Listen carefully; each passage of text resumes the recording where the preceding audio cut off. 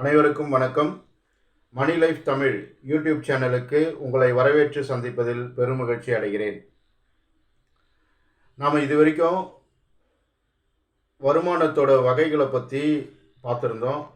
என்னென்ன அப்படின்னா, சம்பளம் மூலயமாகவும், பிஸ்னஸ் ப்ரொஃபஷன் மூலயமாகவும், ஹவுஸ் ப்ராப்பர்ட்டிஸ் மூலயமாகவும், இன்கம் ஃப்ரம் இன்வெஸ்ட்மெண்ட் மூலயமாகவும் பார்த்தோம். அது மட்டும் இல்லை, சிறப்பாக தங்கத்தில் முதலீடு செய்வது எப்படின்றதுன்னு பார்த்தோம்.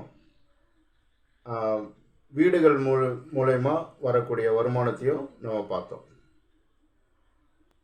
அதுவும் இல்லாமல் இந்த வருமானம் தவிர்த்து நமக்கு எப்படி ஒரு தேவைக்கு வருமானம் அது சொல்ல முடியாது, கடன் அப்படின்னு சொல்லலாம். நம்ம இந்த வருமானம் வராத பொழுது நம்ம வாங்கிறது, செலவுக்காக வாங்கிறது கடன்.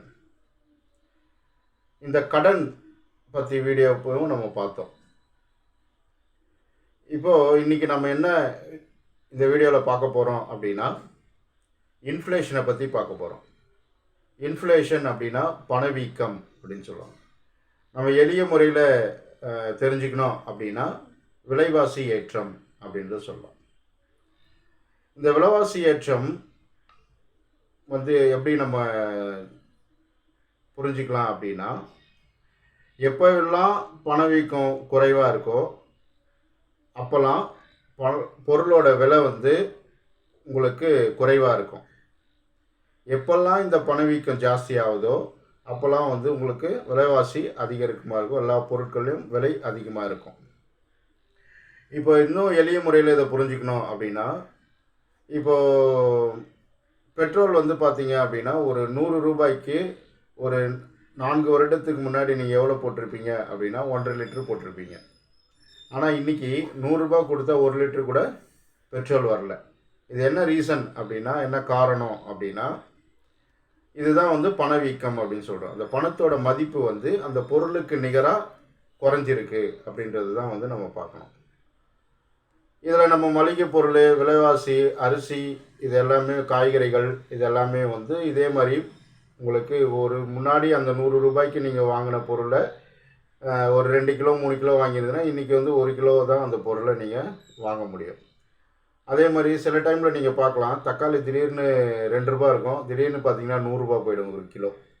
அப்புறம் வெங்காயமும் அதே மாதிரி தான், திடீர்னு பார்த்தா டிமாண்ட் அப்போ உங்களுக்கு ஜாஸ்தியாக போயிருக்கும். என்ன காரணம் அப்படின்னா, இது பணவீக்கத்தினால நடக்கக்கூடிய விஷயங்கள். அது மட்டும், இது எப்படி தீர்மானிக்கிறாங்க, இந்த விலைவாசி எப்படி ஏறுது, இதை எப்படி கட்டுப்படுத்துகிறாங்க அப்படின்றத நம்ம பார்த்தோம் அப்படின்னா, சிபிஐ இண்டெக்ஸ் அப்படின்னு சொல்லுவாங்க, கன்சியூமர் ப்ரைஸ் இண்டெக்ஸ் அப்படின்னு சொல்லுவாங்க. இந்த கன்சியூமர் ப்ரைஸ் இண்டெக்ஸ் ஒரு 8 குரூப்பாக பிரித்து வச்சுருப்பாங்க. இந்த பொருளோட விலையை எப்படி நம்ம விலை ஏறுதா இறங்குதா அப்படின்னு பார்க்குறதுக்கு இந்த கன்சியூமர் ப்ரைஸ் இண்டெக்ஸ் தான் நமக்கு சொல்லும். அந்த கன்சியூமர் ப்ரைஸ் இண்டெக்ஸ்க்குள்ளே என்னென்ன ஒரு 8 குரூப் இருக்குது. இந்த 8 குரூப்போட விலையேற்றத்தை அவங்க கணிச்சு எவ்வளோ இருக்குன்றத அது ஆய்வு செஞ்சு பண்ணுவாங்க. அந்த 8 வகையான குரூப் என்னென்ன அப்படின்னு பார்த்தீங்கன்னா, ஒன்று ஹவுஸு, வீடு வாங்குறதோட விலை, வீட்டோட வாடகை, இது எல்லாத்தையும் கணக்கு பண்ணுவாங்க. இன்னொரு குரூப் பார்த்தீங்கன்னா education, school fees, college fees, மற்ற ஃபீஸஸ்லாம் எவ்வளோ ஏறி இருக்குது, அப்படி ஏறி இருக்கா இறங்கியிருக்கா அப்படின்றத பார்ப்பாங்க. அதுக்கப்புறம் உணவுப் பொருட்கள், ஃபுட் அண்ட் பெவரேஜஸ் குரூப்புன்னு சொல்லுவாங்க. இந்த ஃபுட் அண்ட் பெவரேஜஸ்க்குள்ளே நம்ம பயன்படுத்தக்கூடிய சாப்பாடுக்கு தேவையான அனைத்து பொருட்களும் அதுக்குள்ளே அடங்கும். அதுக்கப்புறம் பார்த்திங்கன்னா டிரான்ஸ்போர்ட்டேஷன், நம்ம போக்குவரத்துக்காக எவ்வளோ செலவு பண்ணுறோம் அப்படின்றது ஒரு குரூப். அதுக்குள்ளே எவ்வளோ போக்குவரத்து செலவு ஏறி இருக்குது இறங்கியிருக்கு அப்படின்றது. அடுத்து ஒரு குரூப் இருக்குது, அதுக்கு பேர் மெடிக்கல் குரூப். நம்மளோட மருத்துவத்துக்கு நம்ம செய்யக்கூடிய செலவுகள் கம்மியாக இருக்கா ஜாஸ்தியாக இருக்கான்றது, அது இப்போ எவ்வளோ அந்த மருத்துவ செலவு ஆகிருக்கு அப்படின்றத பார்ப்போம். அதுக்கப்புறம் பார்த்திங்கன்னா அப்பேரல்ஸ் அப்படின்னா துணிமணிகள், கிளாத், இதோட விலைகள் எப்படி ஏறி இருக்குது இறங்கியிருக்கு அப்படின்றத அவங்க கணக்கிடுவாங்க. அதுக்கப்புறம் ரெக்ரியேஷன் அப்படின்னா நம்ம பொழுதுபோக்குக்காகவும் சுற்றுலாக்காகவும் நம்ம செலவு பண்ணக்கூடிய காஸ்ட்டு எவ்வளோ இன்க்ரீஸ் ஆகிருக்கு அப்படின்னு பார்ப்பாங்க. ஒட்டுமொத்தமாக பார்த்திங்கன்னா இந்த 8 குரூப்புக்குள்ளே ஒரு குரூப்புக்குள்ளேயே நிறைய பொருட்கள் இருக்கும். அந்த நிறைய பொருட்கள் எல்லாத்தையும் சேர்த்து தான், எல்லா பொருளோட விலை ஏறிச்சுன்னா அதிகமாக இருந்தது அப்படின்னா அது விலையேற்றமாக இருக்குது, அப்படின்னு சொல்லுவாங்க. விலை இறங்கியிருந்ததுன்னா இறங்கியிருக்கு அப்படின்னு சொல்லுவாங்க.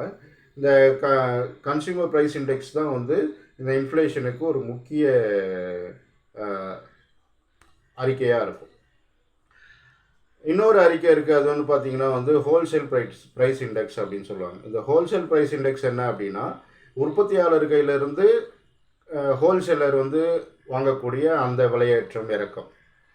ஸோ இதை வந்து நம்ம உற்பத்தி செய்கிற இடத்துலேருந்து ஹோல்சேலர் வாங்கும்போது, கொள்முதல் செய்யும்போது அவர் வந்து எவ்வளோ செய்கிறாரோ அந்த அதில் ஏதாவது விலை ஏறி இருக்கா இறங்கியிருக்கான்னு பார்க்குறது தான் இந்த WPI இண்டெக்ஸு.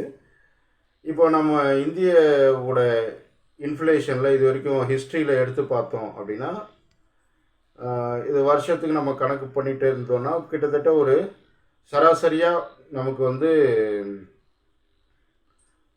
2023 விகிதத்தின்படி வந்து 7.37% வந்து நமக்கு வந்து இந்த கன்சியூமர் ப்ரைஸ் இண்டெக்ஸு விலைவாசி ஏறி இருக்குது. இன்ஃப்ளேஷன் வந்து ஏறி இருக்குது.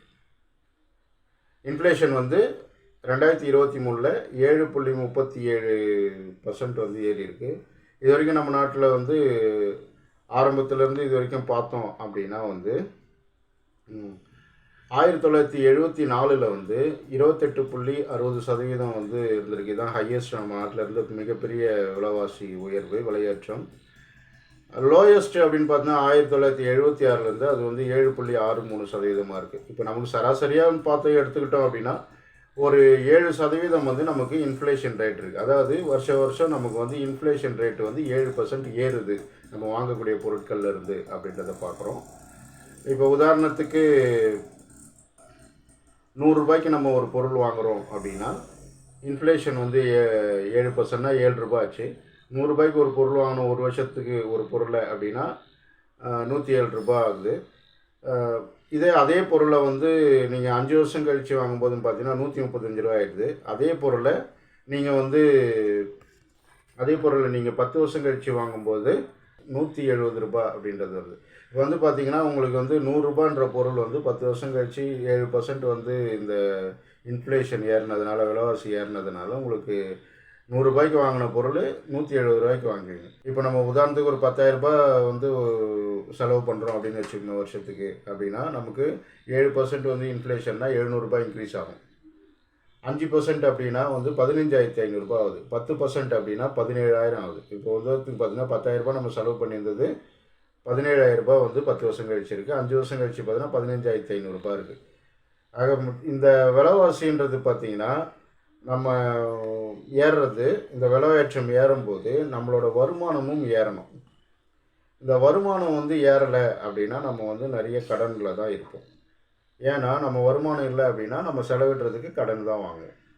அதனால் இந்த விலையேற்றம் இன்ஃப்ளேஷன் வந்து நம்ம பார்த்து தான் நம்மளோட வருமானம் வந்து ஜாஸ்தி இருக்கணும் அதிலேருந்து. அதனால தான் ஒரு வகையான வருமானம் மட்டும் போதாது அப்படின்னு சொல்கிறாங்க. அதனால் 3லேருந்து 4 வகையான வருமானம் நமக்கு தேவை. அதில் நம்ம என்ன பண்ணலாம் அப்படின்னா, ஒன்று வரவு அதிகரிக்கணும், நம்ம கூட வருமானத்தை அதிகரிக்கணும், இல்லை செலவை கம்மி பண்ணிக்கணும். இது 2 தான் வந்து நம்மளுக்கு முன்னாடி இருக்கக்கூடிய ஆப்ஷன். ஒன்று நம்ம வந்து நம்மளோட வருமானத்தை அதிகரிக்கணும், இல்லை நம்மளோட செலவை சுருக்கணும். இதனால தான் நம்ம வந்து இன்ஃப்ளேஷனை பீட் பண்ணுற அளவுக்கு நம்மளோட வருமானம் இருக்கணும்னு சொல்கிறதுக்கு காரணம் வந்து இதுதான். அதனால தான் நம்ம வந்து 5 வகையான வருமான ஈட்டு முறைகளை சொன்னோம். இன்னும் வரும் நாட்களில் வந்து பார்த்திங்க அப்படின்னா நாம் இந்த தொழில் பிஸ்னஸில் என்னென்ன பண்ணுறது, ஒரு பிஸ்னஸ்க்கு என்னென்ன ப்ளஸ் மைனஸ் இருக்குது, நம்ம மற்ற இன்வெஸ்ட்மெண்ட்ஸ்லாம் நம்ம எப்படி பண்ணுறது, இதெல்லாம் வந்து நம்ம ஒரு சிலது வந்து சுருக்கமாக முன்னாடி வீடியோவில் பார்த்துருக்கோம். இன்னும் வரும் வீடியோவில் வந்து நம்ம இன்னும் நிறைய பார்ப்போம். வரும் வாரங்களில் நம்ம ஒரு வாரத்துக்கு 1-2 வீடியோ வந்து தொழில் சம்மந்தமாக இருக்கும். இன்னும் ஒரு 1-2 வீடியோ வந்து வாரத்துக்கு உங்களுக்கு முதலீடுகளும் மற்ற வாய்ப்புகள் பற்றியும் உங்களுக்கு இந்த சேனலில் உங்களுக்கு வரும். இந்த வீடியோவை உங்கள் ஃப்ரெண்ட்ஸ் ரிலேட்டிவ்ஸ்க்கு ஷேர் பண்ணுங்கள், சப்ஸ்கிரைப் பண்ண சொல்லுங்கள், லைக் கொடுங்க. நன்றி.